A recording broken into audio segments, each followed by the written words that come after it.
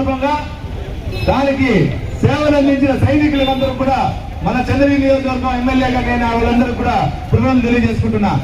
అదేవిధంగా మన రాష్ట్రంలో గోరంట్లకు సంబంధించిన మురళీ నాయక్ గారు చనిపోయారు.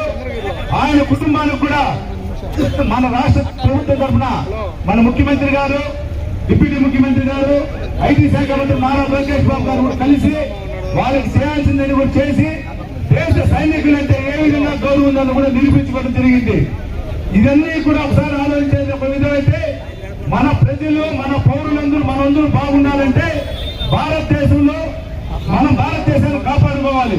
దాన్ని ప్రతి ఒక్క ప్రజలు కూడా భాగస్వామై మతాల అతీతంగా ఈరోజు ముస్లిం సోదరులు, క్రిస్టియన్ సోదరులు, అన్ని హిందూ సోదరులు అందరూ ఈరోజు ఏకత్వంలో భిన్నత్వంగా మనం అందరూ ప్రవర్తిస్తూ ముందుకెళ్తున్నాం.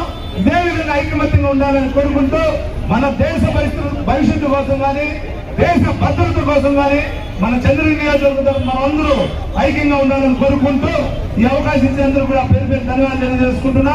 వందే